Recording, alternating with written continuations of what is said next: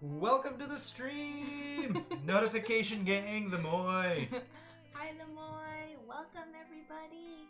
Also, Happy holidays. Yeah, happy December. We've decided to start theming our months.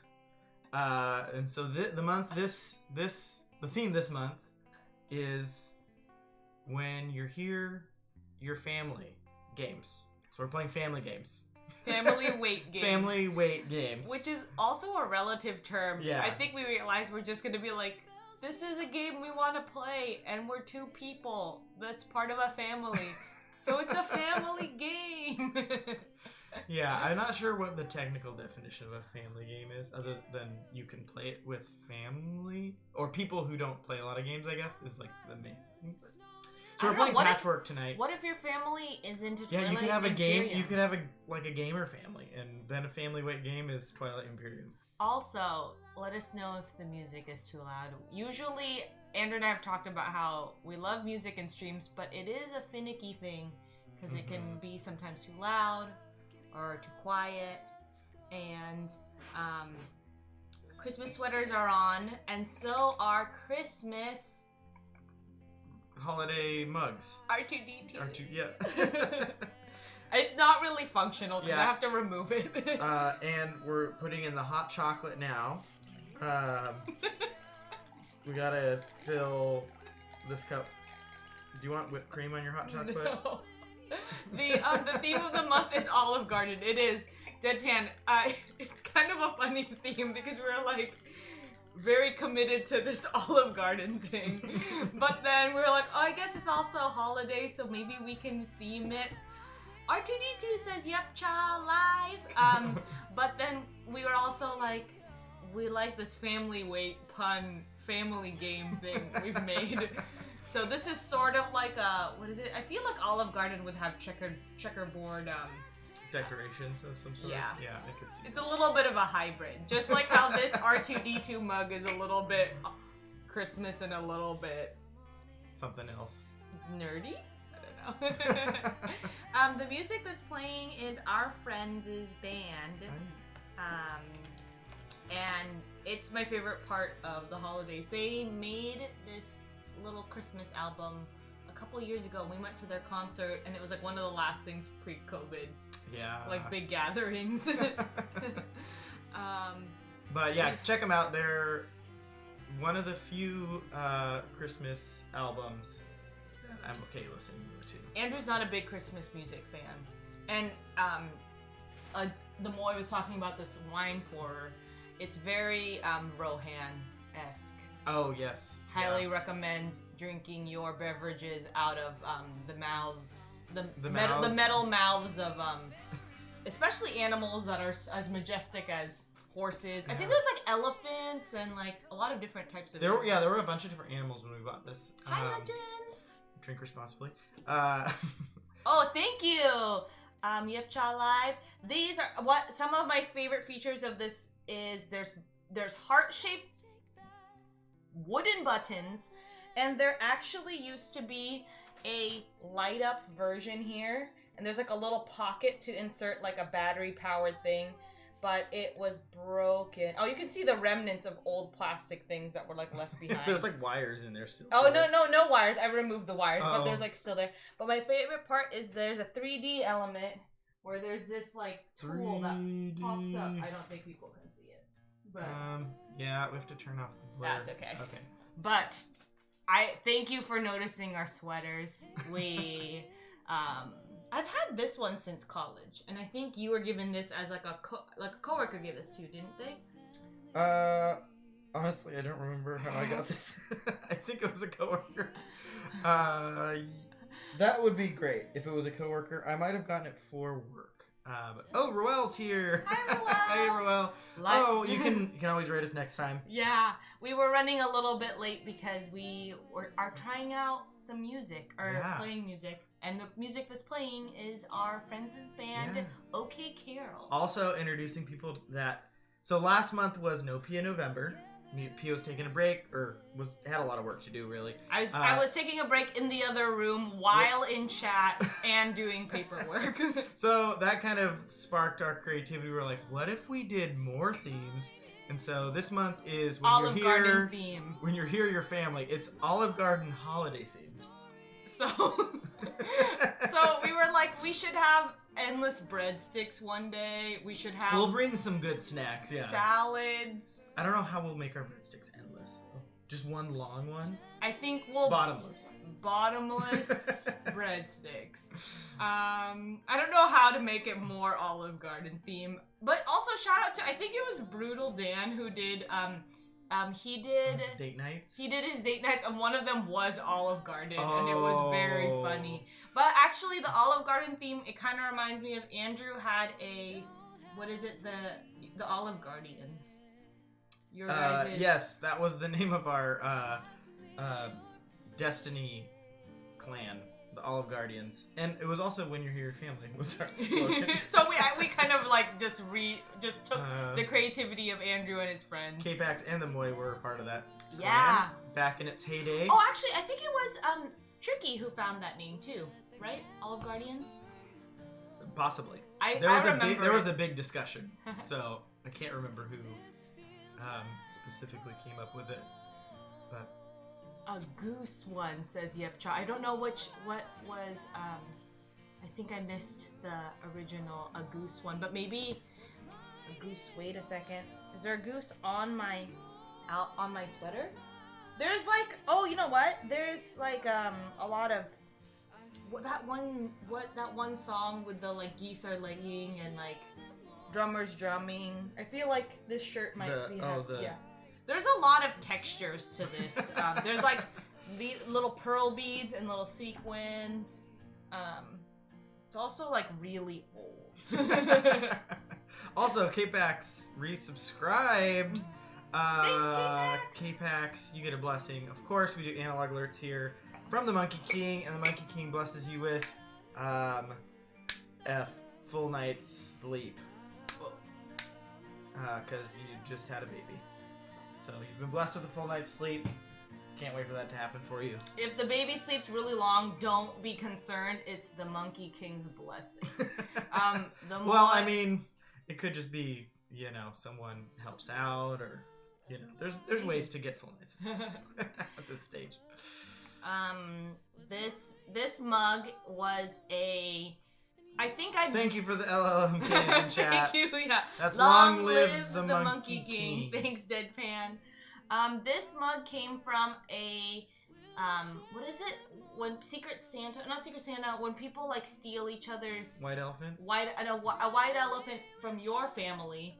But I think this came out and you could have gone next, and I was like, Andrew, steal the mug. And I feel bad when like partners team up with... It feels a little bad, but we still do it almost every time. Because you get an R2-D2 mug. It doesn't have any battery, because every time you lifted it, you'll hear like, which that's a really bad R2-D2 noise, but that was my closest. That was my best R2-D2 whir or whatever.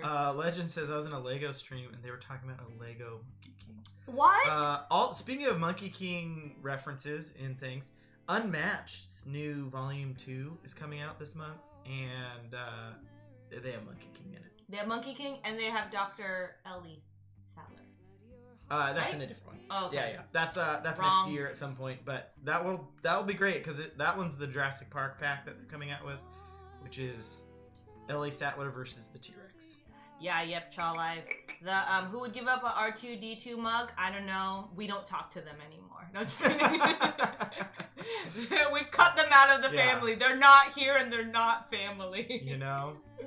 It's it wasn't worth it. They said no to R2-D2. So R2-D2 impersonating an elephant is what I heard. Thanks, DJ Loja. I was trying to do that. Like, I realized I'm really bad at like sound effects. I really didn't grow up making a bunch of like. K-Pax says Monkey King is a real monster. King Kong. No, Monkey King. It's not a monster. It's like a god in Chinese folklore. So think of like Zeus, or probably more like I think it'd be more like Loki. Yeah, because it's like Probably a trick. he's a bit of a trickster. Yeah, he's got a staff that can grow as long as he wants. It can shape, and then he can shapeshift. But I think he's got a bunch. There's like a bunch of movies that retell the story, and Journey to the West is the new one. So that's kind of the I don't know, the Iliad of China. I don't know if these analogs are making any sense. It's the Journey of the West of China.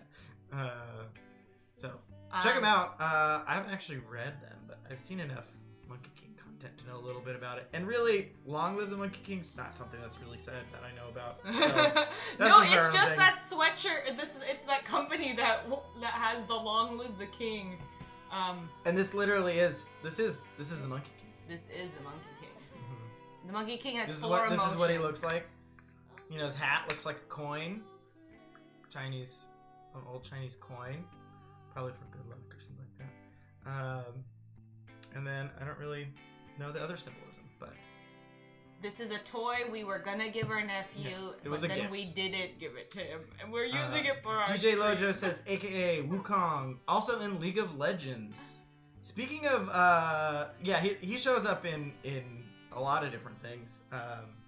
Because he's like a he's the most recognizable folklore. Chinese. I think he's the most internationally recognizable Chinese folklore hero. But speaking of League of Legends, we just started Arcane. I'm into it now. Yeah, who here started Arcane on Netflix? Was not expecting if someone was like, hey, 2021, you're gonna watch a League of Legends TV show and really like it, I would have been like, yeah, right. But here we are. Talking about it with the same excitement we had. Last time we talked about something so much probably was, we kept talking about the kingdom, which I feel like the Moy and Mrs. Moy were always talking about. Happy and Andrew was talking about this Korean, historical fiction drama. Zombie drama. Yeah, and Dwalzy says Monkey King is inspiration for Dragon Ball. I didn't know that. What? D-Wall-Z? I didn't know that. That is really cool. Yeah. I haven't seen too much Dragon Ball. But I was always jealous of everyone who watched it a lot because I thought it was on cable. Maybe we didn't have cable growing up. So wait, I think now I'm trying to remember. There's a graphic novel that came out when I was younger called Chinese Born American, maybe, and I think there is a Monkey King in that as well. It's like a updated one, but again, it is oftentimes used in a lot of different things. Panda says, I like your Xmas sweaters. Thank you. The claws for the T-Rex do not fit his. So there's two sweaters on this, obviously, and the double sweater claws, Inception. Yeah. Oh, does that one? Oh, if only they're rip throughs. If only there was it's the same pattern. Yeah, but if only there was a T-Rex on that pattern, and then it just kept going in just further and further. Forever. And DJ Lojo says, enjoyed it, happy it didn't go all Disney. Arcane, definitely an adult show. I think it just surprised me because I don't know very much about League of Legends, only that everyone says it takes a lot of time to play. And actually, it has a high barrier of entry for sure. But thanks for the Wukong picture. Ooh, that looks really cool. DJ Lojo.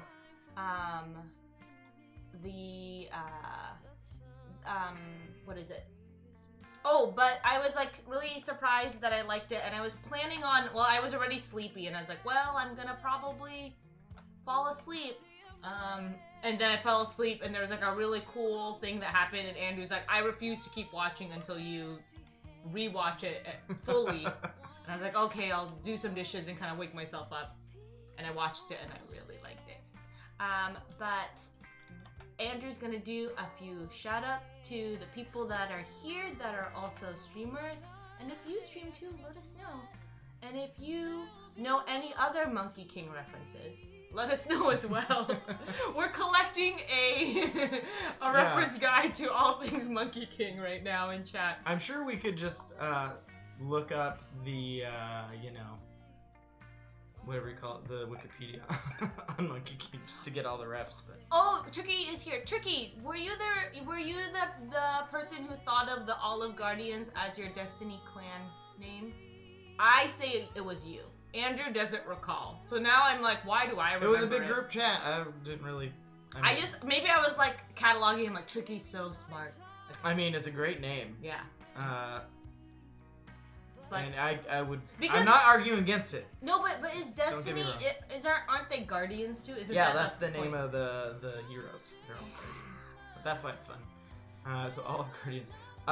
K-Pax says, I don't know anything about League of Legends, and the show is great. Awesome anime. Yeah, the animation quality is top notch. It's really cool looking in a almost sketchy painterly way, but also the animations are super smooth. It's not...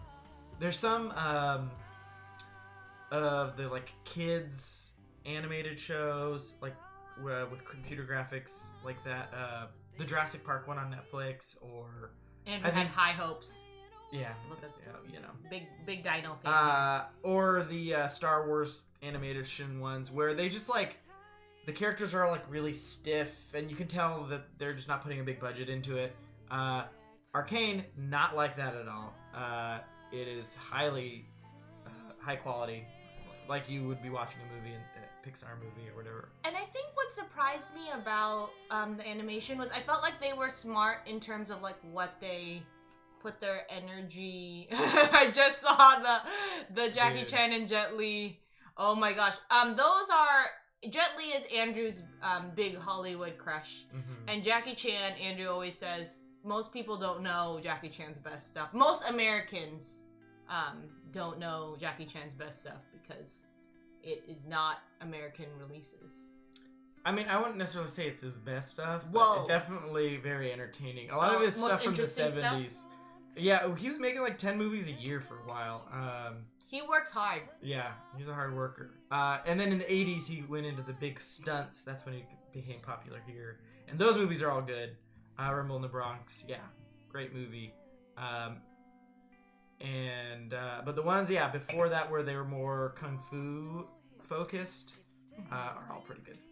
Yeah, Andrew, that was one of the early things I learned about Andrew was that he loved kung fu movies. Not ironically, just really loved them. And I saw his excitement for them because we had friends over one time, and that was our one and only noise complaint, was we were watching this kung fu movie and just screaming so much. There was a bunch of us here.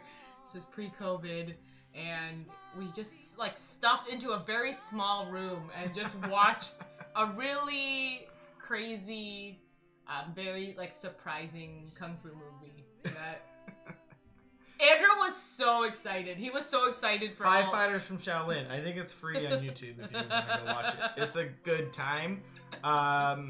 It's one that I would... warn your neighbors if you're going to watch. You will be screaming. I was screaming. I was like, what is this movie? Yeah. I would even recommend watching the dubbed version.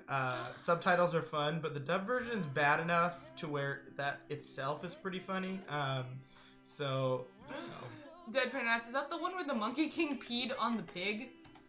Which one is that? Drunken Master and the Monkey King? Are you asking about that? Loud Yep, camel Live noises? asked us about Crouching Tiger, Hidden Dragon. Oh, Eclectic Camel's here, and he subscribed for 10 months straight. Loud camel noises. Oh my gosh, thank you. Thank you so much.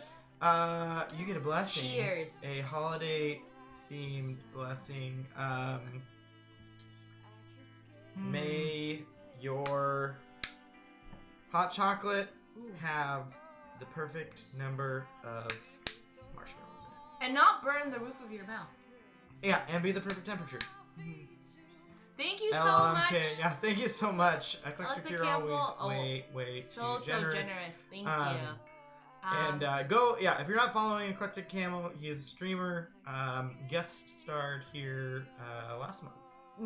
Play Yokohama, which we're in another game of Yokohama right now, which is really fun. It's heating up. And are you doing better than you did in the stream? I think so.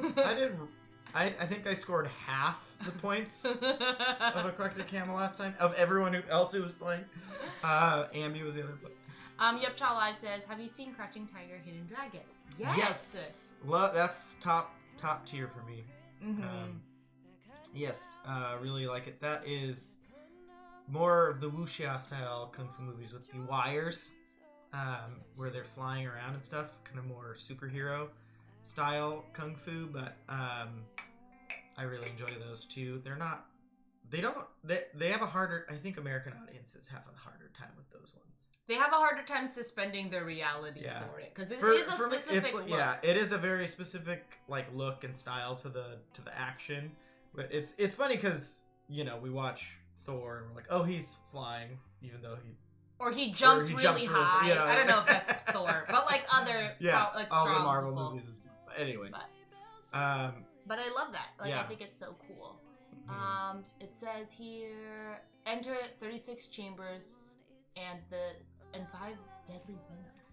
Those are 2 kung fu movies, and I have not seen 36 Chambers, but I've seen 5 Deadly Venoms. Whoa. Although I can't remember a lot about it. There was 3 or 4 years where it was every weekend we'd watch 1 or 2 kung fu movies. So yeah, 36 Chambers was always on my list. Why did you watch it?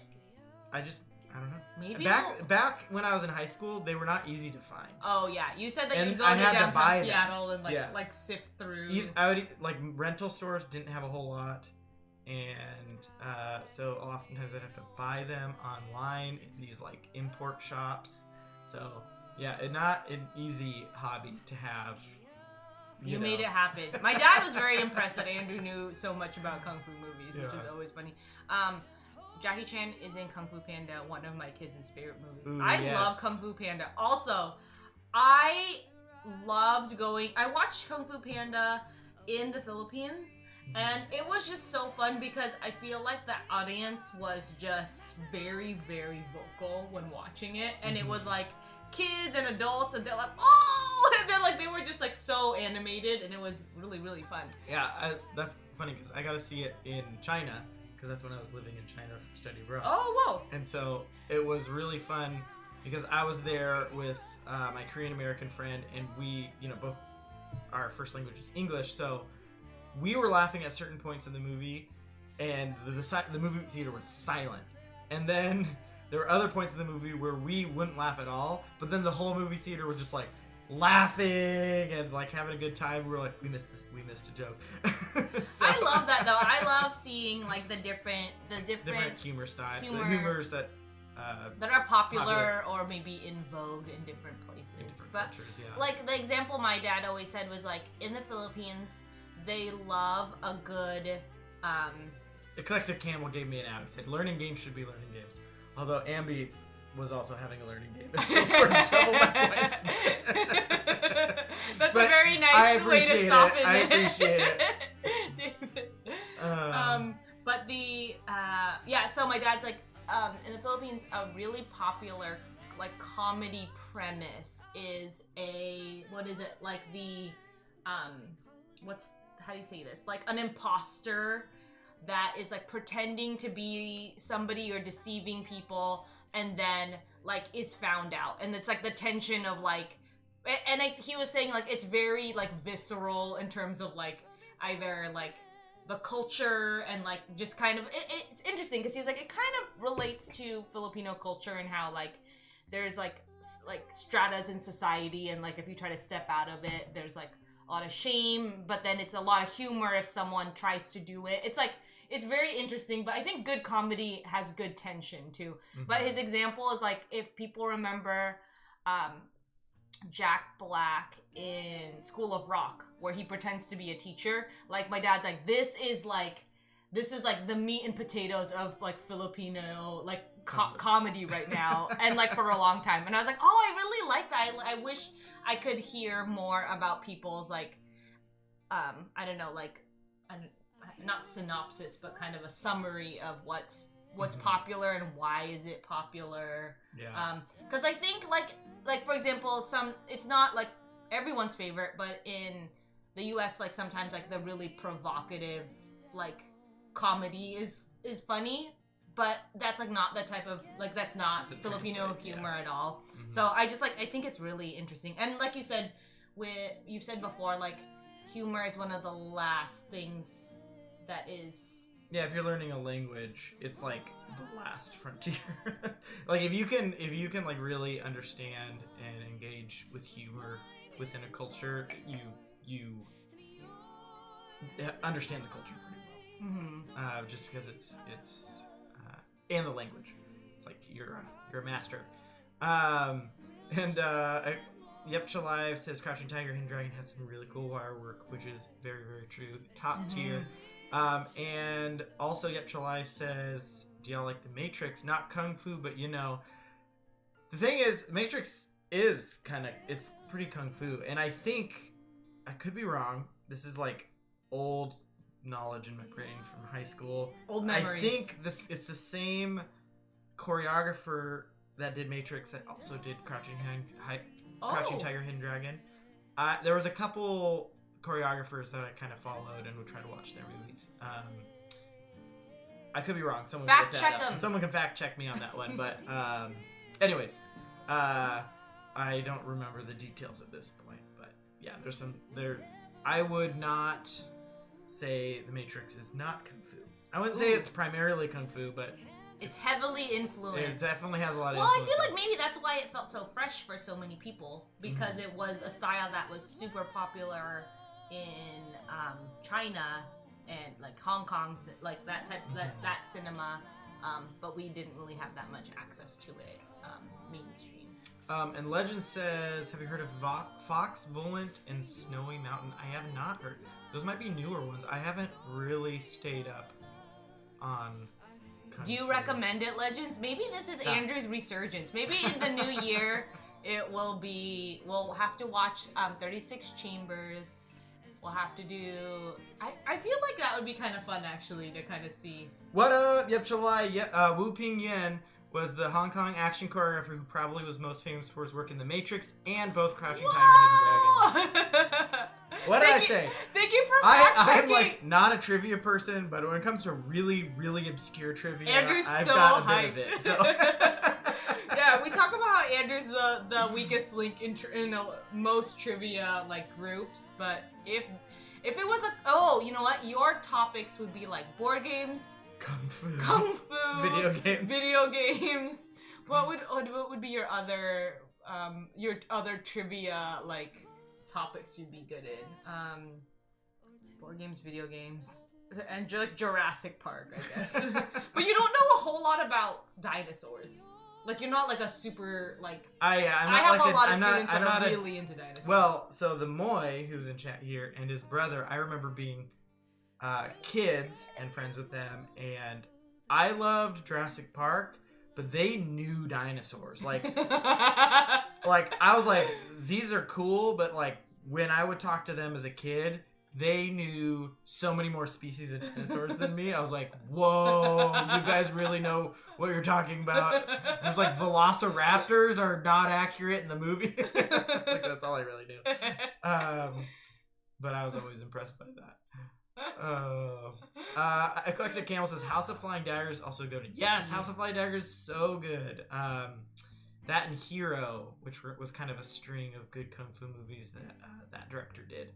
And then watch out, Yep Chow says if I have a really random trivia question, I will ask you. Andrew will be ready. Yeah. Kung Fu Hustle. Andrew loves Kung Fu. You love that director. Yeah, Stephen Chow. He's a very funny guy, and has a long line of movies. Kung Fu Hustle is good. Shaolin Soccer. I think I like Shaolin Soccer a little bit more than Kung Fu Hustle. Ooh. But I don't know what my favorite is. Yeah, I'm not entirely sure. But most recently, Stephen Chow did The Mermaid, which like was the world #1 movie for a little while, which did not really break into the American audience, but it was like one of the first really huge Chinese national movies that was big in China and like made a mark on the world, like made it into the world lists of top movies because of the popularity there. Movie theater going is way up since I was there. Yeah, 2008 was when I was there. In China. It was not theaters were a thing, but you could get any movie for like 50 cents at a market. So I don't think people really wanted to, but anyways. Yeah, it was like the movie would release and then it would be in the market like sometimes before the release date. It's like this bad cam copy that it's not worth watching, but anyways. Cam copies? Oh man, back in the day, when I'd buy cam copies when I would go to the Philippines. I'm like, I got all these DVDs! Super excited for Matrix Resurrection, says Yep Cha. I didn't realize that's coming out this month. Oh! I saw the trailer and got excited for it. I didn't know either. It looks like they're retreading a lot of things, but you know what? The first Matrix was great, so yeah, let's retread a little bit of it. DJ Lojo says, wait, did you learn that from me in chat? Wait, what DJ Lojo? That... Learn what? What did I... Wait, did you learn that? What did we learn from you, DJ? I know Pokemon better than I know dinosaurs. I know the first year of Pokemon, like the first season of Pokemon, pretty well. Fox Volant isn't new, but it's like 80 plus TV series, but just watching the first 3 feels like a good movie, but I watched it all. My favorite thing was hating the villain. I like when an actor is a villain and you can't stand them. That's a good sign. I mean, that's how I felt about Battlestar Galactica. Like, I had a lot of strong emotions throughout, and Andrew's like, I love rewatching the series with people just to see the twists and turns of who people like, who people hate. Now we like them again. Now we can't stand them. It's pretty... The emotional roller coaster is fun. Thanks for the lurk, Yepcha. Do you like Replacement Killers? Is the question. I actually haven't seen that. That's with Chow Yun Fat, possibly. I haven't. That and that's oh dang it. I'm so rusty on all my DJ Lure says the Velociraptors portrayed all wrong in the movies. No, I think I just knew that. I remember hearing about it when I was a kid, but I'm learning that now. No, I think Andrew told me, Velociraptors are but like, I'm reminding. They're like this big in reality. They're small and they're feathered. That's smaller than some dogs. Yeah, they wouldn't do much damage to. I mean, they would hurt you for sure, but they wouldn't be the like terrifying things that were in the movie. But the kind of lucky break of Jurassic Park was like a month before the movie came out. So they decided to portray Velociraptors in this way, right? They're like, it's inaccurate. Pause. Can we start the game and then talk Velociraptors? Just 1 second. I'm almost done. I would have been done. Sorry. If you hadn't stopped me. So portraying the Velociraptors large, but then like a month before the movie came out, they discovered the Utah Raptor, which is about the same size as the Velociraptors that are portrayed in the movie. So they didn't mean to. They were like, we're just intentionally going to do this accurate because it's cooler, and then they were like, oh, there's something kind of like it in real life. So we're gonna get to playing because the album that we're playing, which we love, is on repeat, and I think there's only like 6 songs. Don't point that out. No. Oh, sorry. No. And so I was like, oh, we'll be done. But then, I mean, when you're here, you're family, and we listen to one. Well, I mean, it's the album we could get permission for. So, but also that's love not. This album. It's probably my favorite Christmas album. To be honest, like not just because they're friends, but because Andrew loves it because it's that longing. What did I do? Whoa! Andrew broke the stream. Oh, All the buttons. We're back. Wait, can you adjust the chat after? Oh, yeah. We put on a new overlay, and the chat is not the right size. But one of the things that chat's the hardest one to get right because you can't see it until people are actually chatting. So. So thank you for your chatty words. We are playing Patchwork because I wanted something breezy. And it's kind of holiday themed. And actually we're trying to you bought this Christmas edition one because you wanted to have like a little bit of a tradition where we play Patchwork. Yeah. Welcome we have like holiday season. Halloween tradition games like Dead of Winter or whatever, and we have. And we watch Over the Garden Wall. We're trying to make more traditions. There's really not like a lot of Christmas themed games. I feel like there's a setup. There's a lot of Christmas music, but no games. No board games. What someone needs to make like a heavy Euro that's around Santa's Workshop. Like that's. Oh. It's like a Lacerda game. Or a heavy. No one is committed to it. Or you know what? There should be a game where it's a negotiation game, and you have to buy a bunch of like popular toys that are like rare, like Furbies and like Tickle Me Elmo, and then you're like, and you have to like roll for combat to like punch another like shopper. Not that I don't know. I don't really listen to local news, so I don't know if that's really a thing anymore, or people just get things online. K-Pack says those spaghetti noodles. And Deadpan, Garden Over the Garden Wall is amazing. I'm so glad we watch it once a year. Deadpan, what's your favorite episode? Andrew and I were trying to figure out what our favorite one is. I love the one with all the frogs.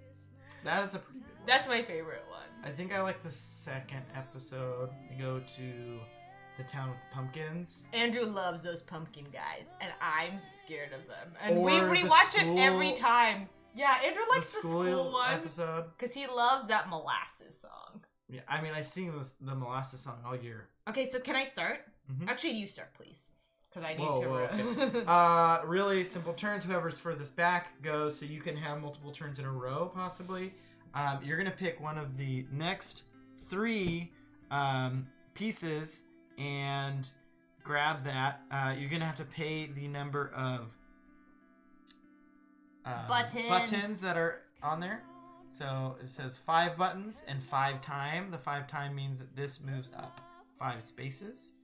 And the other option is, let's say I'm up here and Pia's going. She could take an income round, in which case she would move 1 space ahead of me, and she would take 1 button for each space she moved up. So, I didn't know that. If someone gets way ahead, you can use that to get a bunch of buttons and pay for some big ones. So, I'm going to start. I'm just going to take this first one here.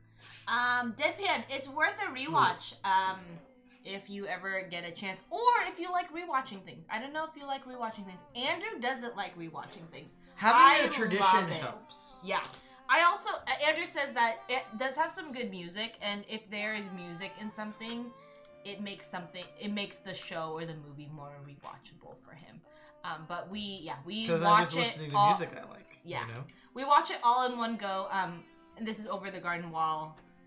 Usually what we try to do is like the first stormy day. So I cross the fall. button, which means I get my income, which is the number of buttons that are represented on my board. Nice. Oh, K-Pack says, always on the lookout for Pia's custom art. Thanks, K-Pack. Thank you. It is always like a, I don't know if I have time to do this.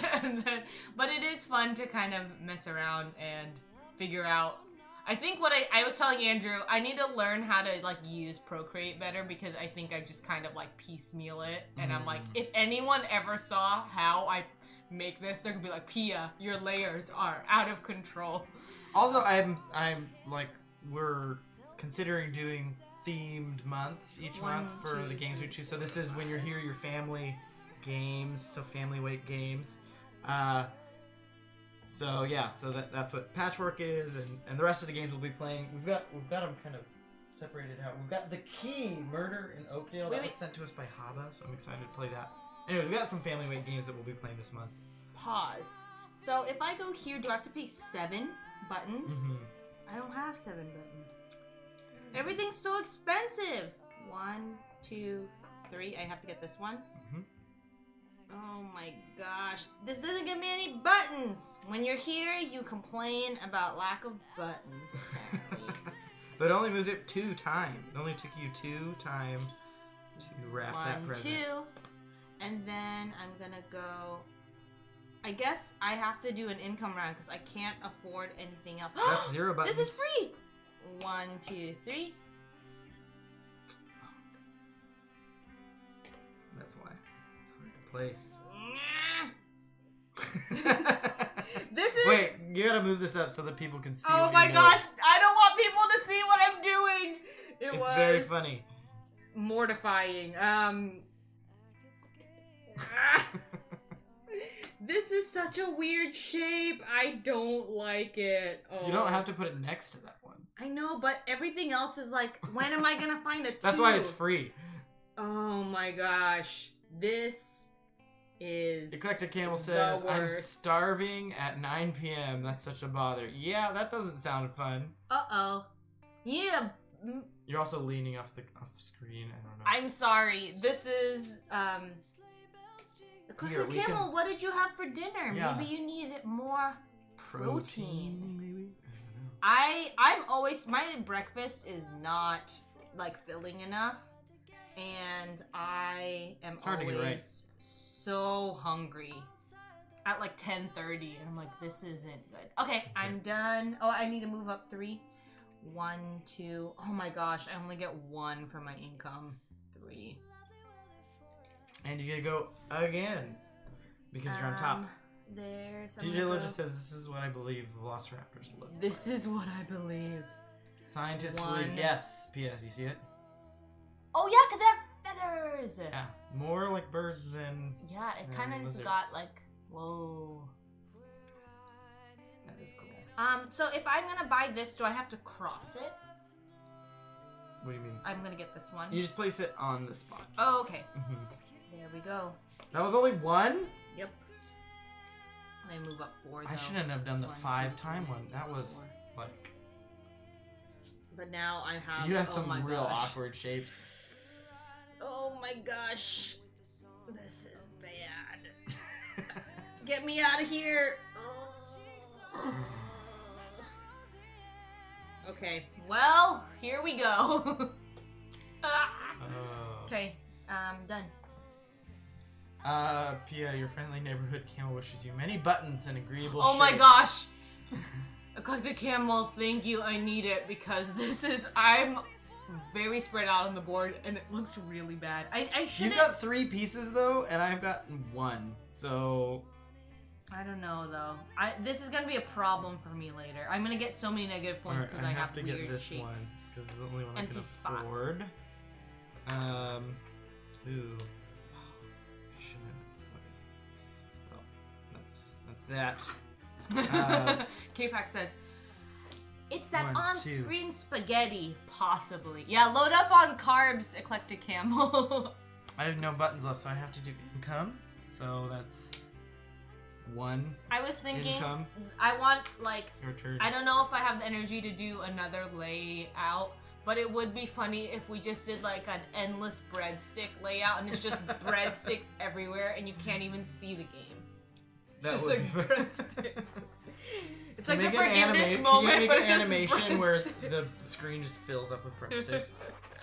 I can only I know how to do animations, but I don't have the patience to learn how to execute them. I know how to do them in theory. 1, 2, so I actually get 3 for each space that I move up.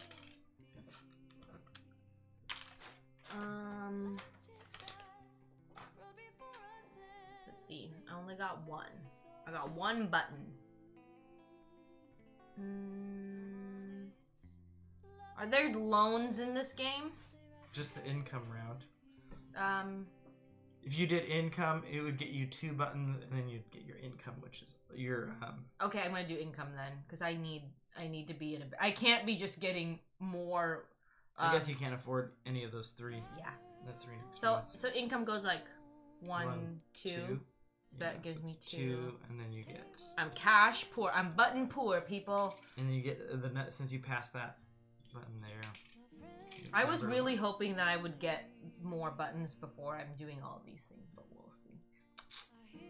That one's worth 10, dang. Alright. I'm gonna get this one. It's the only one I can afford. This is actually a game that we suggested one of our friends. They messaged us and they were like, what is a game like Azul? What is a game, like a good 2-player game? And then I said, and they like Azul. And they said that, I was like, what games do you like? And they're like, I like Azul.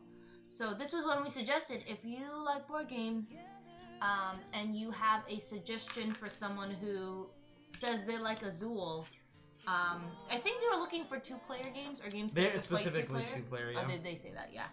That's 6 time. Haha. Spent a long time wrapping that gift. Wow. Oh man, look how tight your like presents are. Mine are so. Ooh, that one looks good. I'm gonna go here. Over there. And I'm gonna pay 3. Yeah, so we suggested Azul, and what were our other ones? They liked Azul. No, oh sorry, not Azul, sorry. We suggested Patchwork, and then I don't know. I don't think we suggested anything else. we did. Cascadia. Oh yeah. And Calico. Mm-hmm. Those were. You gotta move up your time. Oh yeah, sorry. 2, 1, 2, and then I go again. Mm-hmm. Just keep going. Ooh, another button. Yeah. That one's 5. Oh, that gets me 1. Well, that gets me 1 button, but this gets me income. Mm-hmm. But that one gets me. That's 2, and it moves me up to 3. I'm gonna go for that one. That one is probably more. Mobetta. Mobetta. Is the shape good, though? Yes, the shape is perfect. 2, 3. 1, 2, 3. Still my turn. Yeah, buttons. Nothing's free. So can I skip, or do I have to just? You have to do income. So then I just go. So you get 1 button for doing the income round, and then you pass the 1, buttons. 2, 3, 4. 4 buttons. Dude, they're very ambitious that they have these 10 button stacks. Who's getting 10 buttons? Who's getting 10 Are you buttons? guys? Right. What do I do here? When you finish your turn, can you pour me some wine from the Riders of Rohan? None of these have buttons. Yes, I can. Okay. 2 buttons for this one. It's gonna be 3. Oh, what's my one? 1, 2, 3, and then get button. Well, buttons are gonna pay out for 4 more. 1, 2, 3, 4. Also, in chat, what games have you guys been playing recently? We just got Terraforming Mars to the table yesterday, which was And it was our first time playing very it. fun. Is it our first time playing it physical, or did you no, play it with our before? first you played it physical before. No, I've only played it in. No, remember we were gonna play with Silver Metal Tavern, so we played a practice game. Oh my gosh, that's But, right. I only remember the Silver Metal Tavern game. Yeah. Yeah, but oh, thank you, DJ Lojo. Sent me a this is an old movie. Nice.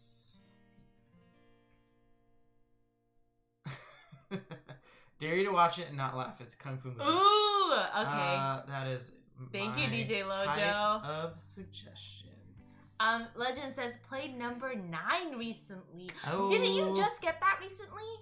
I think he won it, didn't he? No, I think you got it. I remember you saying that you got it at maybe some you got point. it over the weekend. It's so nice to get a game played Quickly. quickly. Yeah, so speaking of, the reason it didn't feel like you played Twilight or Terraforming Mars before, because we played with the deluxe version this time, and last time I didn't have the deluxe version. Got it. Deluxe. You wanted more hot chocolate? Hot chocolate. I'm gonna pour you some more hot chocolate. But yeah, so we played Terraforming Mars. It was so fun. We played it with the Moy. 3 players is such a great player count for that one. And who won yesterday? Derek. Yeah. The You Moy were about won. to win though. You were only 2 points off. I was so close. Why do we invite him? He wins. No, it was so fun. And we love playing with him. 3-player has just been very, very fun. It was also nice just because Is it my turn? Got You moved ahead. You did. Oh no! Look at these expensive. It was nice to play with Andrew's deluxeified pieces. Is that Olive Garden wine, says DJ Lojo. If Olive Garden pours their wine out of these little metal horse It's Olive heads. Garden hot chocolate. Because it's holidays and Olive Garden. It's a video of my kid watching Kung Fu Panda. Oh, got it. Deadpan says played Terraforming Mars for the first time couple months. Really liked it. Took like 5 hours. How many people played with you, Deadpan? I have heard it going pretty long. It wasn't. I mean, it was the full night for us. We played one game last night. So it wasn't short. I really liked it too. I know we all kind of went into it knowing the game too. So I'm gonna get income. It can get long. So income is just going right in front of me. 1, 2. Yeah, so 2. Deadpan, we got all these expensive ones here. I'm pretty fickle with how games look, so I didn't think I would like Terraforming Mars, even when everyone says that like it's such a popular game. But there's something about it that just really, I think, makes sense. Mm-hmm. I do love that people love to hate on it, though. Yeah, I like how because it's really old, right? So it's a fun one to make fun of too, you know. Because Andrew's saying it has like janky art like Dominion, but also we love Dominion. We like to make fun of the things we really like too. Mm-hmm. We have a Dominion poster right behind us. 1, 2, 3. Yeah, that's true. 6. But I don't know. So I really liked it. I liked it when I played it on Silver Metal Tavern stream, and I don't remember playing it with Andrew, the physical copy, but it was so fun playing with Derek yesterday, and I was like feeling a little bit like. The night before, I was like, yeah, I'll play Terraforming Mars. And then the next day, it was just kind of a stressful day. And I was like, oh, I don't really want to play. And then I just had such a fun time playing. But that's just kind of like... I think it's hard for me to plan games because I have to be in the mood. And usually the day of my how I felt the day before when I planned the game. Overambitious. That's why we post day of what game we're playing on our stream, because it changes. Because we don't know. We don't know at all. Ooh, I'm gonna get that one right there. I'm gonna play 3 buttons. Also, if it was a learning game, it makes sense. I know, like, the internet loves the drafting version of the game. But I actually think if it's your first time playing, that it's worth not doing the drafting. Unless you love drafting games, but I could see a drafting... If it's your first game and you're playing the drafting variant for Terraforming Mars, I could see it going 5 hours. Just because a little bit of familiarity with the cards goes a long way in that game, I think. And I went, your turn. Eclectic Camel, Dominion holds up pretty well. Yeah, it's one of our early games we got into. Multiple people we shared it with who were new to games also played it and really loved it, bought it, shared it with their family members. Those family members really liked it, like played it way too much and got too good, and then our friends like didn't like playing it anymore because they got too good. But like it's one that I think it was something that kind of unlocked our like, oh my gosh, there's so much potential to board games. And maybe it was just like the perfect balance at the time of like introducing a new concept and accessibility where it wasn't doing too much, so like you could just be so surprised that it's like, oh, board games are doing this. And I think it's funny how I think I see a lot. I'm a occupational therapist, so I work with currently right now kids in the pediatric setting with like fine motor skills, executive functioning, that type of thing.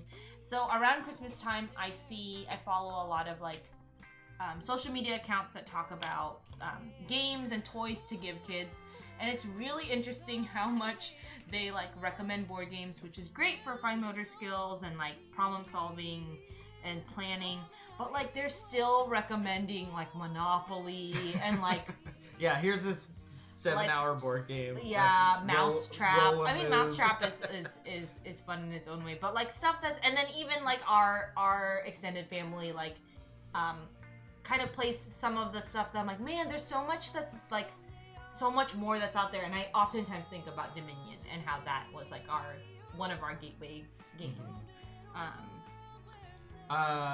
Deadpan says, I'm really resisting the Amazon Terraforming Mars Ares Expedition sale for $28. I feel like I need to play more of the original before moving on, quote unquote, even though people say it's better and faster. I haven't played Ares Expedition yet, but we did actually get it on Target, had the same sale going on. Dang it. Everybody look at my piece. Read it and weep, Andrew.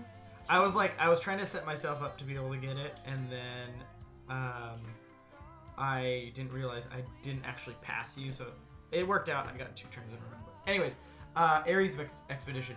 The thing that I think will never allow me to, it won't replace Terraforming Mars, the bigger version, for me, because I like the map aspect of it. I think Ares Expedition seems like a great game that just reduces the player interaction significantly, and I do enjoy the player interaction. I like the map. I like that kind of building out the map together part of the original, and so I have a hard time imagining it full on replacing the original for me. But that's just my take.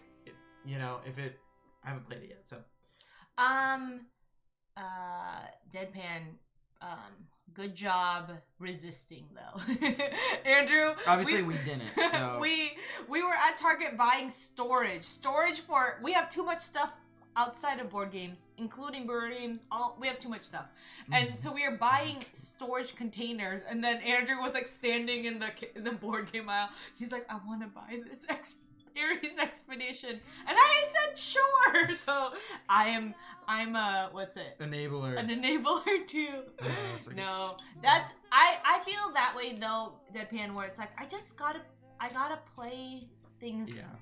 More like I have to show there has to be like for me, I like to see that I've played it enough and it keeps being selected by myself and my friends before I buy more stuff to it. But also I can't talk because I love buying clothes and like sometimes there's like pieces that I don't wear like in a month, and I don't know, I don't know, but let's see. Eclectic Camel says it really is better and faster, in my opinion. You kind of have a map in Ares Expedition. There's a map, and you flip the water from land to water.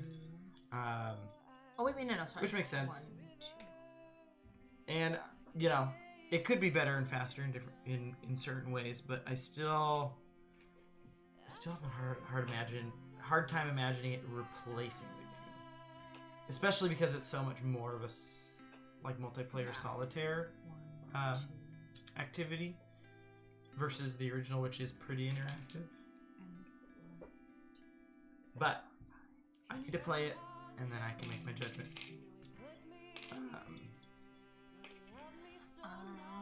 D-Wall says, when I worked for a children's mental health agency, we would get games donated for Christmas. It was either Monopoly or Jenga. Oh, man. We actually got this game. We got it. Wait, did you place a tile? Yeah. I have to move myself. And move the tree. That's not the one that I grabbed. No, I got money. Yeah, but the tree needs to... Just move? To where you got your tile. I didn't get... I just got money. Oh, got it. I did. Sorry, I was asking if you got it. Yeah, that makes sense. So we got this from Haba. We were gonna get it for our nephews. This is the story of our life. It's like we buy things for people and then we just keep it. It's a bad sign. But we got this from Haba, and we were gonna give it to our nephews, but then I was like, I want this for work. And it's like an animal stacking game that's like Jenga. And it's just like it's got a little more interest to it than just like wooden blocks. And so I'm really excited. I really am looking forward to playing it with my students. Yeah, I'm really excited. Also, we were talking about, my coworker was talking about how we're working with a student that has a bit of a hard time engaging, and I found out that the student likes Risk. So then I mentioned this to her, and she was like, yeah, it was great. I'm really glad you told me, but as like someone who's born in Africa, I'm not really sure if I really like this theme the of just narrative like of risk. yeah, and I was like, yeah, this doesn't need to be a thing anymore. And then so I was asking Andrew, I was like, what is something like Risk that isn't exactly like that? And Andrew's like, ooh, Small World, and it's on an app, which is like, I think that was the hard part. The Risk that the student plays is on an app. So I was like, oh, what's like an option? And then Deadpan says, yeah, I have so many games on my shelf of shame. It hurts heart to purposely retire. Oh, you read that already, right? Before really playing it. And then Eclectus Camel says, I wasn't too sad. I had a hard time getting Terraforming Mars played. Yeah. Oh. I think that's part of it, too. I am not having a hard time getting Terraforming Mars played. But, Andrew, you and your friends love space. We all love space as a theme. We kind of like I love both kind of fantasy versions of space, like Twilight Imperium, but I feel like Terraforming Mars is kind of more of a science version of space. So that's a fun niche. Oh, but also I don't see. I think the Moy seem to really like the game. You like it, I like it. So I think it's. There's enough people to like push it over the edge. To get it replayed. And I hope to play it a lot. I obviously have the deluxe version, so maybe that is just like buyer's remorse. So not buyer's remorse, but like I need to validate my purchase, so I'm gonna just keep playing it until. But it's fun, so I'm not gonna not have a good time playing. But here's the thing: what is a game that everyone El Grande, right? That's one that you are like, dude, come on, guys, because our friends love Area Control, and like you. I've never been able to convince anyone. So our hearts go out to you. So we've got those games, Eclectic. We got those games. Oh shoot! I don't know if I moved myself up to. No, I didn't. When I got I did. Now I can't remember.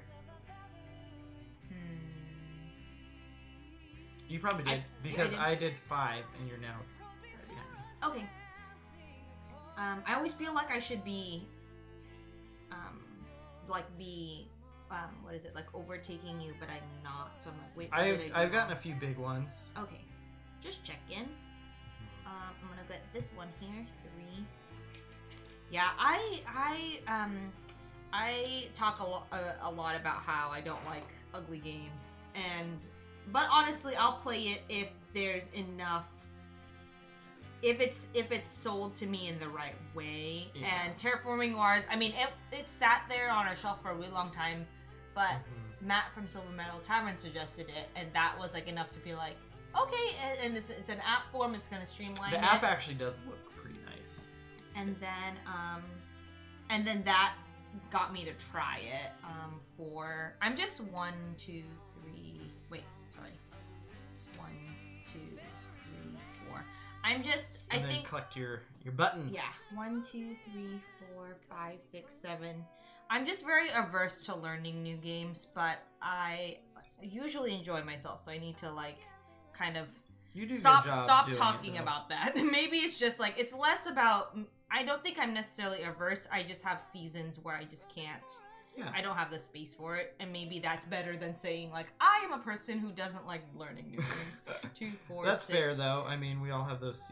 Even I have those seasons. Okay. What do we got? So we got 4. Eclectic Camel says, "I love Small World." That was one of the games that was Andrew one of our first modern area control games. And you played it on as like one of the evening activities at the end of the night of your bachelor party. I remember you had a couple of games, which is a sign that you've had it for a while. We actually don't have our copy anymore. R.I.P. Sorry. I think we played it out, but I like the original. I actually like Underground more, but you didn't love it. And so that's what kept us from playing it more. I think what it is, though, Eclectic Camel, is that I have a hard time letting my nations go into decline. It is like something that I know it's part of the game. It functionally has to happen.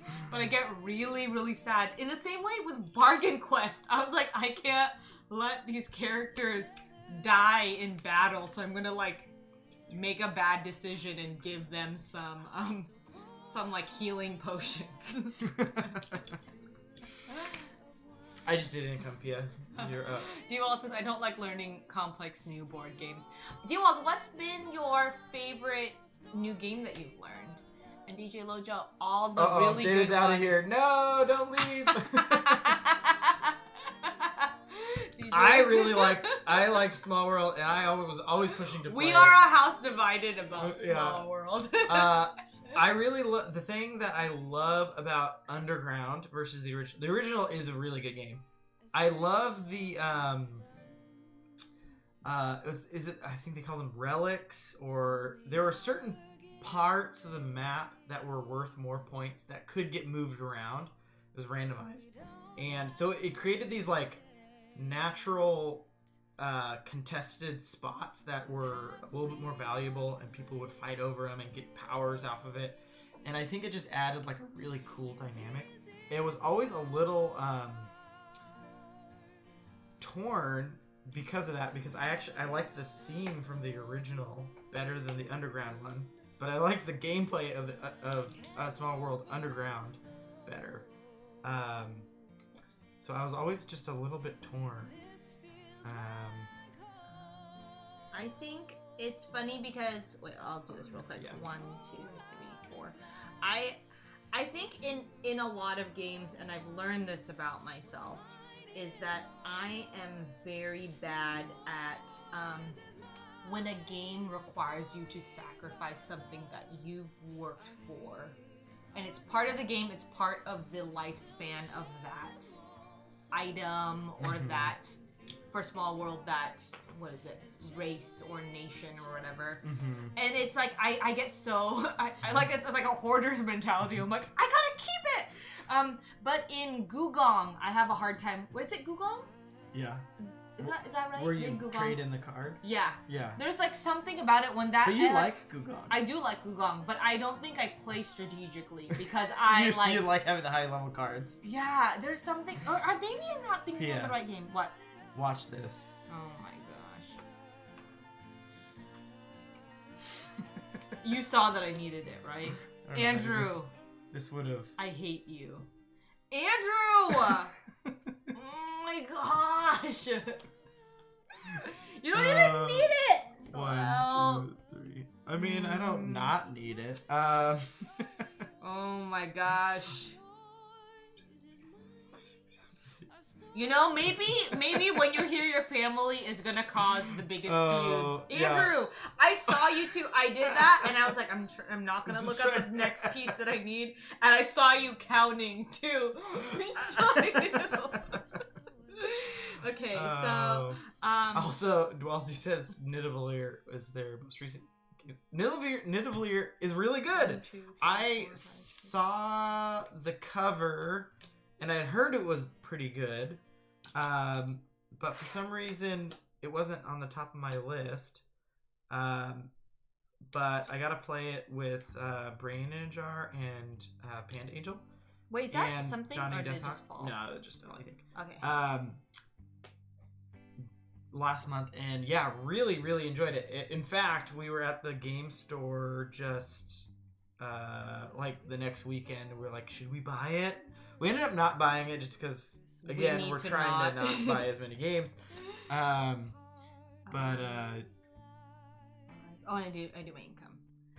1, 2, 3, 4, 5.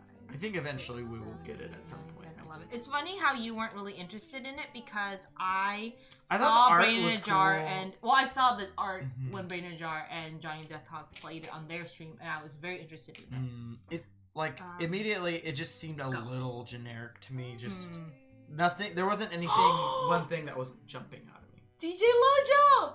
Hey, have you guys watched the new Wheel of Time series? Okay, DJ Lojo, how did you know? We have been trying to convince Uncle Jojo to watch it. We've been trying to convince other people to watch it because we're just really excited to talk about it. Andrew's read the book. The first book. The first book. Your friend Krister, who's in chat sometimes, he's read more of it. So we've talked to them about it. I think I'm just realizing I'm getting very into fantasy. And I think I'm primed because my dad loves sci-fi fantasy. When I was in middle school or maybe high school, he was like, you need to watch Planet of the Apes, the old Planet of the Apes. And he was like, Pia, I remember when this came out, and I was just like, how did they get real monkeys, real apes to be in this movie? Like, he said this because he was so convinced by the makeup and whatever. So like, my dad loves kung fu. My dad loves like things that are not like realistic. But I didn't really. He loves movies, but he doesn't have that much of an attention span for it. So I feel like I said, I feel primed to like it. But ever since I dated and started marrying you, started dating you and married you, I feel like I just watch a lot more sci-fi and fantasy. Also, fantasy's really good these days. Like, they're coming out with good high quality fantasy movies and TV shows. But the thing is, we told DJ Lojo about it, or not DJ Lojo, Uncle Jojo about it, and he was like, I think the way we try to sell him on it was like, it's very fantasy, and he's like, good, I want like more fantasy, because I think he said that Game of Thrones just started more fantasy and then got more politicky, more incestuous. I don't know. Incestuous was what he was talking more about, but I guess like he got wanted more about those type of things, yeah. I guess some people, people got upset though that it was more zombie-y, but I felt like it didn't really delve into as much sci-fi. Whatever, that's Game of Thrones. What I'm talking about is Wheel of Time. Yeah, really enjoying it. I don't know, you said you read 12 of the books, which I think, was there 14? Anyways, I know Brandon Sanderson finished it off because the author passed away. Yeah, first book was really good. I wanted to keep reading. I don't know what distracted me. Maybe this is a good excuse for me to go back, start up the second book again. The books are relentless. They're like page turners in the truest sense, in that like you're not reading more than 5 pages without everyone's life being in danger and they're running. Oh yeah, which I feel like if anything the TV show is a little bit slower than the books, but in a good way. I think they've paced it pretty well. I do kind of like, and it's hard to always know when you've read something, watching the movie version. It's hard to know what someone's experience is who hasn't read it. But they really don't explain much in the show. Although I'm expecting them to explain some of the world building stuff as they go on. In the newest episode, I think they delved a little deeper into it, but I was like, oh man, there's a lot that they're just like, hey, this is a thing, and then they're running with it, and you're like, wait, if you don't know, what does that look like? Because I kind of know what this, like, the Aes Sedai are and the Warder, and Is it my turn again since I'm okay? One thing though that was really fun, and for those who aren't familiar, Wheel of Time is a show that is based on a book series on Amazon right now, and when I was watching it, I was like, this makes me like, I love sports movies, I love team movies, I love what is it, like, not a collaboration, but like a like an ensemble cast. Yeah, ensemble cast. And so I love the Aes Sedai, which are the like mages or the like wizards or like the magic users in this world. And then they have like a companion that is a like basically like a, I don't know, like a warrior. Yeah, it's like the mage and then the warrior, that they're always partnered together. Yeah. And I was just like, this makes me want to play D&D. This makes me like so excited, because I think visually the magic, because I would always get nervous about how they visualize magic. I think in my head magic looks a lot more interesting than what I've seen in movies. But maybe I don't know what people's favorite like movie magic witches or mages, like what that looks, but I just feel like, I don't know, it just always falls flat to me. But I really like how they visualized it, and then it makes me just feel like, oh, I want to play like a mage in my next D&D game, even though I have a really hard time keeping track of spells in D&D. But anyways, yeah, I don't know, there's just like something about it, like the physicality of it that looks really cool, and like, I don't know, it's just really fun. I don't know, I books, but I feel like they're rolling out the information in a way that's making me really curious. Because sometimes if they done front load it too incorrectly, much, then it's like a lot of expository. Yeah. But then if they don't do enough, then you're just like, wait, what? And you're just confused. Yeah. I feel like they've done a pretty good job I think balancing that. But again, I've read it, so I kind of know. Like DJ Loader said that they're linked. We're done. Well, you're done. Oh, is that what I want to do? Well, sure. Yeah, you get that last income. Oh, interesting. That does fit that spot. Yeah. Yeah, it does. 3. Ooh, oh no. This is a perfect stream game. I can see why Bonzinator. Oh, I thought it was this one. Oops. Oh yeah. Sorry, that was down there. Bonzinator streams this. Oh, does Bonz? I've seen it at least do it with the computer one because it has a cute little animation. Because it's like very easy to kind of take your turn and ignore. So let's see. 1, 2, 3, 4, 5, 6, 7, 8, 9, 10, 11, Dang, 12, no 13, 14. No. I'm button rich. Presents. No presents left. Okay. So buttons are points, and then empty spaces are negative points. For those of you watching. Alright, so... D-Wall says, Rudy! I recall feeling around book 6 started to fall off, but the first 6 books were incredible. Ooh, maybe I should read that, because my D&D podcast that I listen to is like, I'm almost caught up, and I might just be like itching for more fantasy. Yeah. I mean, we've got them. We've got those... Oh, should I do that? We've got those, whatchamacallit points. Audiobook points. Audiobooks points. Audible. Ooh, yeah! So we could get that series. Yeah, I'm doing a lot of commuting these days, but Andrew is not as much, so he's not getting through the audible book. Did I move this up one? Okay. And this, which is gonna be... Pretty good so far. Oh, DJ Lojo, what do you, I wanted, because I was asking our friend Krister what he thought about the books, since he read them, and so did you. None of us completed a 7x7. No. We each have a couple holes. Yeah, and do you know whose fault that was? This could have been the complete 7x7, but someone... Anyways. But I always wonder about people who read books, because I know, like, Dune was one that your friends were talking a lot about, because you had big Dune book fans in your friend group. I don't know if I've read a book that has become a movie that I've, like, really had anything to compare, like, oh, the book was, like, I don't know if there's been anything. Maybe I don't, I mean, you are the big reader between the two of us. Actually, can I take that back? Instead of that one.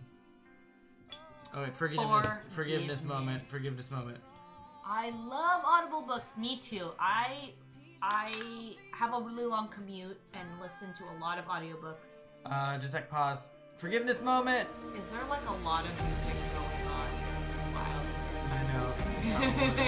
It's the Christmas forgiveness moment. Brought to you by Uncle Jojo. But I love audiobooks. I feel like I'm gonna get this. I'm so glad we don't have to buy those giant, like, what is it? Those, like, folding things of, like, audio tapes or whatever. The CDs. Can you imagine? The CDs. Or even I was thinking the cassette tapes. Oh, yeah. Every time I do a road trip or anything like that with my wife and kid, just sleep and I listen to books. Yeah, Andrew always talked about, because he did a lot of commuting before, and, like, he just felt so accomplished when, like, he finished the book. And you like listening to music, but you're like, I can't say I listened to an album XYZ times, you know? But you can say I finished the book. All right, so the buttons are our points. The bones are our money. The bones are our money, and the buttons are our points. Each empty space is -2 points, and I think that's it for scoring. 10. Oh, I love a straightforward scoring. 10, 20, 25, Double check. 26, 27, 28, 29. Neither of us got the special tile. 5, 6, 7, 2, 8, 9.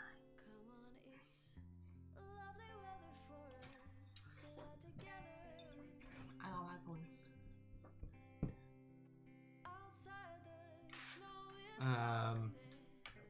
Got -20 points for open tiles, so I got 4 points. 4 points? 4 buttons. This is wrong. Is this wrong? I got 20. You got 1, 2, 3, 4, 5, 6, 7, 8, 9. So 5, 6, 7, 8, 9, and he's got it's 20. -2 points per. So that's 18. So 18 out. I still won. You still win by quite a margin. Yeah! 11 to 4. Even with Andrew's aggressive moves. I know, sometimes. Dwalzy says, have you seen there's a Halloween version of Patchwork? I did see it, and I was curious to see if it's any different than... Actually, I don't even know if this is different than the original, because... We don't own the original. We don't own the original. Have you played it? Is it different? I know the main difference between this and the original is it comes with this cookie cutter for holiday cookies. This legitimately comes in the box with the game. Exactly the same, says okay. TJ. We have the original. Okay, so, we've always wondered. I don't know why you got the... I think you knew that... I knew that Patchwork was good. Okay. We like these type of games. We love... they're called polyomino games. I love them because I'm good at them. Yeah, because Pia's good at them. But we just enjoy them in general. And we had a few, but this one was specifically 2 players, and I know it was generally beloved as one of the people's favorites. So I was curious. I've always been curious, but we already had a bunch of them. So when the Christmas edition came out, I was like, well, I'll get the Christmas edition, and I'll know we'll at least get it played a few times a year, because then we'll play. Because Andrew will sell me on the tradition part of it. Aspect of it. Because, you know, we need a reason to like choose one above the other, right? So, anyways, we also have the whole like spring, winter, and fall. Harvest. Or spring, summer, and fall series of the polyomino games from Uwe Rosenberg. So it's Spring, Meadow.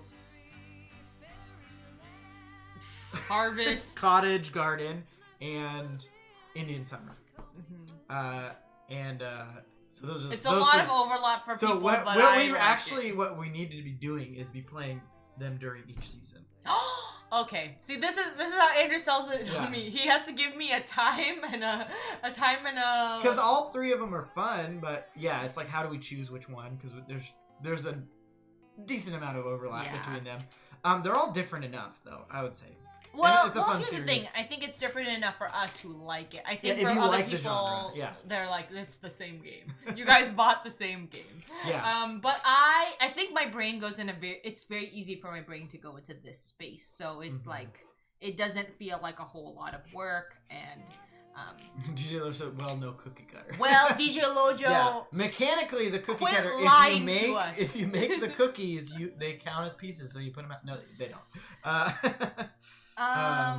We should make a bunch of cookies. We should make these cookies. That'd be They fun. gave it to us, and we've never not used produced it. any cookies. Yeah, no Tetris cookies for us. My wife and I are pretty busy sometimes, so we only get to play 2-player games together. So we have a few two-player ones, and this is one. Yeah, DJ Lojo. Actually, one of the reasons we got introduced to modern board games was because my cousin Lagaya, her and her husband, like started looking into. It was funny, actually. It was Monopoly Deal. That they were like just looking for games that are short, so that they weren't just watching TV shows all the time. That one's only 2 players, right? I think so, yeah. But they just weren't watching TV shows all the time during baby naps, and we're like, that's an interesting concept, and we just kind of like banked that in our brain.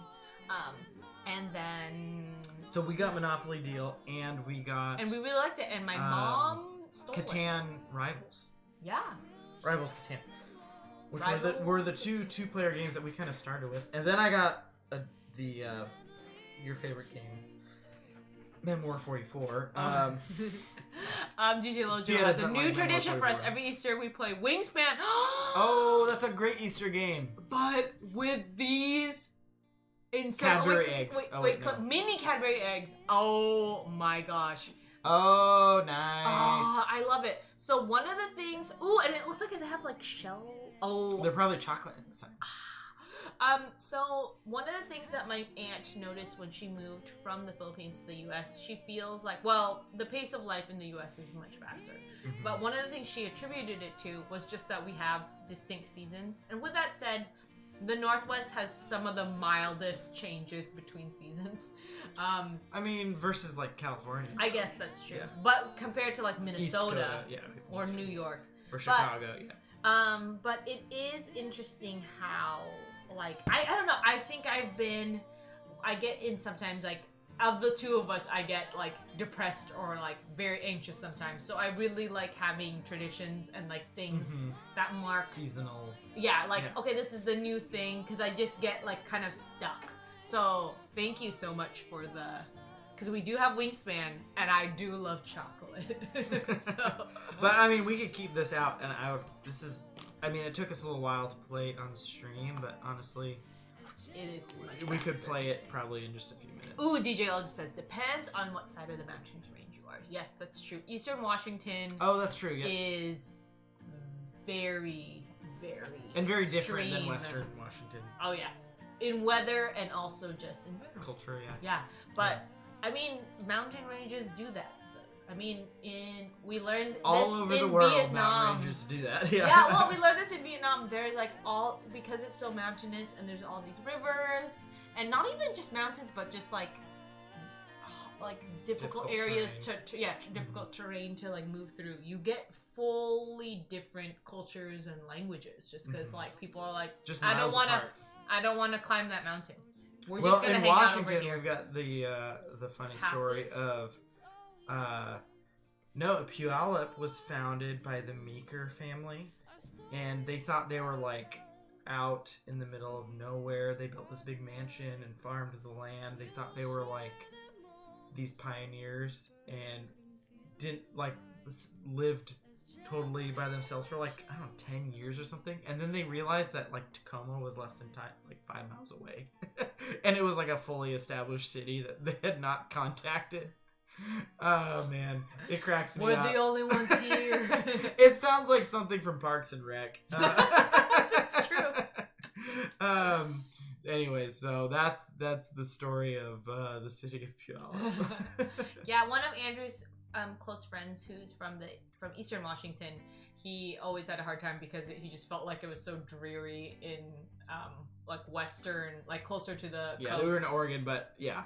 Oh yeah, you were but on this side of the mountains. But he grew up in Eastern Washington, so he like had more like sun and more warmth. Which he was really affected by the rain. Yeah. I am affected by the rain as well. But I think I sometimes like the streaming puts me in a good mood for a lot of good reasons, but just sitting in front of these lights. Yeah. We should replace our lights with just UV lights. Yeah, just like oh, that's true. Just happy lights. Streaming is just my life. We could try it. I mean, everyone's like, "What's wrong with the stream?" Like Pia's just doing her light therapy right now. I mean, it does improve my mood. Being in front of the lights. Mm-hmm. Yeah. Well, I think some people are like, it's a little bit. It's up for debate if it's positive or negative, but I feel like, yeah. Oh, it is. I didn't realize. Well, it just depends. I think there's a lot of complex factors that are overlapping, so it's a little bit hard. But one of the big things is just like if you're willing to look for changes and like improvements. Oh, and I mean the what do you call it?